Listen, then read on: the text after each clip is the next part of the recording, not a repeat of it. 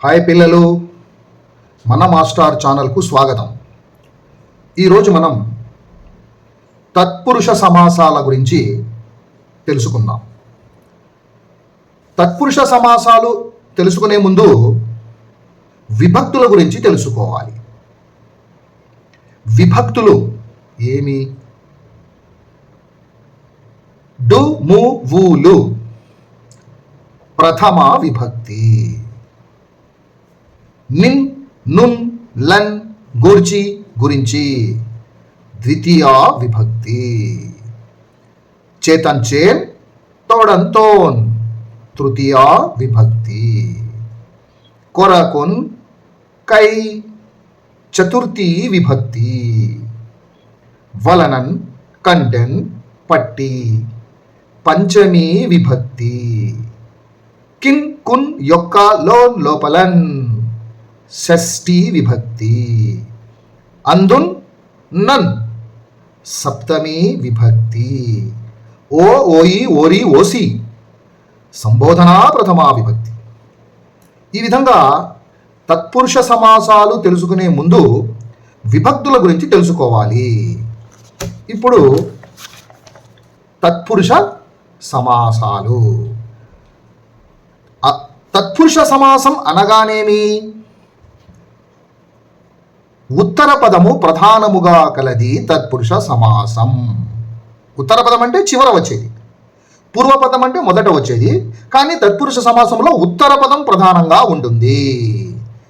ఇక పూర్వపదం చివరన ఉండే విభక్తిని బట్టి వాటిని ఆయా విభక్తులకు చెందిన తత్పురుష సమాసాలుగా గుర్తించవచ్చు.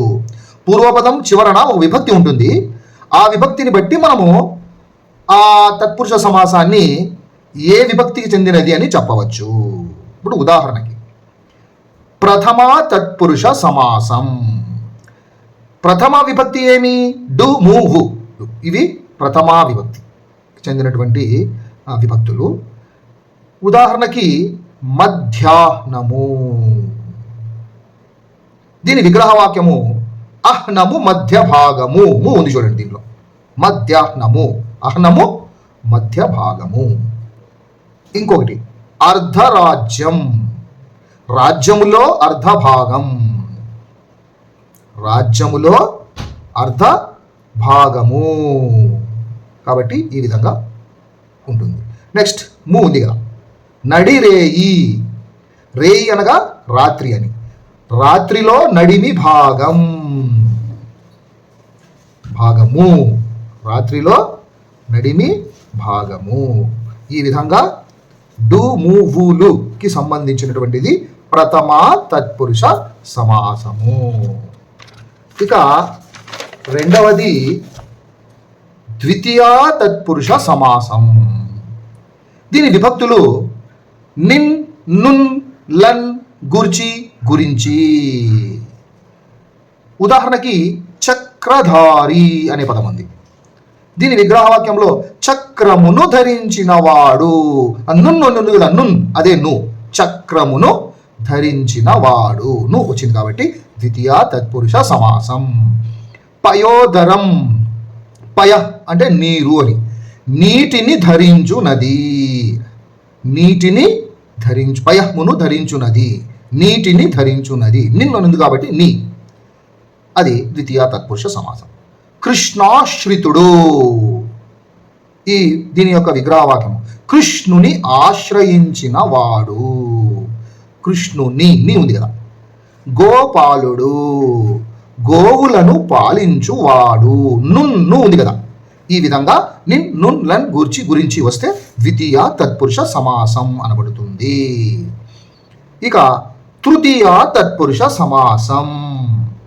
దీని విభక్తులు చేతన్, చేన్, తోడన్, తోన్. ఇవి మనం తెలుసుకోవాలన్నమాట. విభక్తులు వస్తేనే ఇవి చాలా సులభంగా మనకు గుర్తుకు వస్తాయి, చెప్పేయచ్చు అనమాట అది ఏ తత్పురుష సమాసము అని.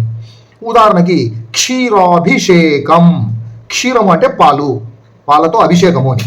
విగ్రహవాక్యము క్షీరముతో అభిషేకం. చేతన్, చేన్, తోడన్, తోన్లో తో ఉంది కదా. ధనాధికులు. ధనము చేత, అధికులు చేతన్ అనుంది కదా, చేత. కాబట్టి ఇది తృతీయ తత్పురుషం. వస్త్రహీనుడు. చూడండి, వస్త్రహీనుడు, వస్త్రము చేత హీనుడు, బట్టలు లేకుండా ఉండేవాడు అని. వస్త్రము చేత హీనుడు, చేత ఉంది కాబట్టి ఇది తృతీయ తత్పురుష సమాసము.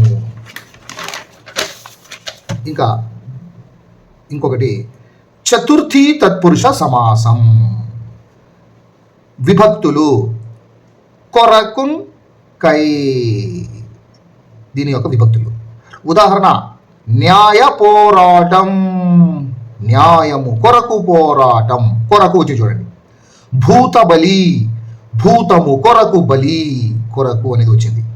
గురు దక్షిణ, గురువు కొరకు దక్షిణ. సంక్షేమ ప్రణాళికలు, సంక్షేమము కొరకు ప్రణాళికలు. చూడండి, ఇందులో కొరకు అనేది వచ్చింది కాబట్టి ఇది చతుర్థి తత్పురుష సమాసం. ఇక పంచమీ తత్పురుష సమాసం. పంచమీ విభక్తుల్లో ఏమేమి వస్తాయంటే వలనన్, కంటెన్, పట్టి అనే పదాలు వస్తాయి. వలనన్, దీన్ని నుండి అని కూడా అనవచ్చు. కంటెన్, పట్టి. ఇప్పుడు ఉదాహరణకి జల భయం, జలం వలన భయం. జలం అంటే నీరు, నీరు అంటే కొంతమంది భయం ఉంటుంది అన్నమాట, అది జలం వలన భయం. పాప భయం, పాపం వలన భయం. భూత భయం, భూతం వలన భయం. అగ్ని భయం, అగ్ని వలన భయం.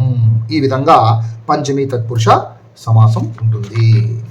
ఇక ఇంకొకటి షష్ఠీ తత్పురుష సమాసం. దీని విభక్తులు కిన్, కున్, యొక్క, లోన్, లోపలన్. దీని విభక్తులు షష్ఠీ తత్పురుష సమాసం యొక్క విభక్తులు. ఉదాహరణ రాజకుమారుడు, రాజు యొక్క కుమారుడు. గురూపదేశం, గురువు యొక్క ఉపదేశం. చూడండి, యొక్క వస్తుంది. విశ్వామిత్ర చరిత్ర, విశ్వామిత్రుని యొక్క చరిత్ర. కీకారణ్య ప్రదేశం, కీకారణ్యము లోపలి ప్రదేశం. ఇలా లోపల ఉంది కాబట్టి లోపలి ప్రదేశం. ఈ విధంగా షష్ఠి తత్పురుష సమాసం ఉంటుంది. ఇక సప్తమీ తత్పురుష సమాసం. ఈ విభక్తి ప్రత్యయాలు ఏమంటే అందున్, నన్. సప్తమీ తత్పురుష సమాసంలో విభక్తి ప్రత్యయాలు అందున్, నన్. ఉదాహరణ రాజభక్తి, రాజు యందు భక్తి. చూడి, అందు, అందు అని వచ్చింది. కావ్య భాష, కావ్యము నందలి భాష. అందుల్, అందు అన్నది కాబట్టి అందలి భాష. బాల్యమిత్రుడు, బాల్యము నందలి మిత్రుడు. పితృభక్తి, పితృ అంటే తండ్రి అన్నమాట. తండ్రి యందు భక్తి, పితృ యందు భక్తి. ఈ విధము అందుల్, నన్ వస్తే అది సప్తమీ తత్పురుష సమాసము అనబడుతుంది. ఇక చివరిలో నన్ తత్పురుష సమాసం. నన్ అంటే వ్యతిరేక అర్థం అన్నమాట, ఆపోజిట్ అన్నమాట, వ్యతిరేకం నన్ అంటే. ఉదాహరణ అఖండం, ఖండం కానిది అంటే ముక్కలు ముక్కలుగా కాకుండా ఉండే. ఖండం అంటే ముక్కలు అని, ముక్కలు ముక్కలు కాకుండా ఉండేది అని. ఖండం కానిది. అక్రూరం, క్రూరం కానిది. అసత్యం, సత్యం కానిది. అధర్మం, ధర్మం కానిది. ఈ విధంగా నన్ తత్పురుష సమాసం ఉంటుంది. ఇక రాబోయే వీడియోలో ద్వంద్వ సమాసము, ద్విగు సమాసము, బహువ్రీహి సమాసాల గురించి తెలుసుకుందాము. నా ఛానల్ని లైక్ చేయండి, సబ్స్క్రైబ్ చేయండి, షేర్ చేయండి.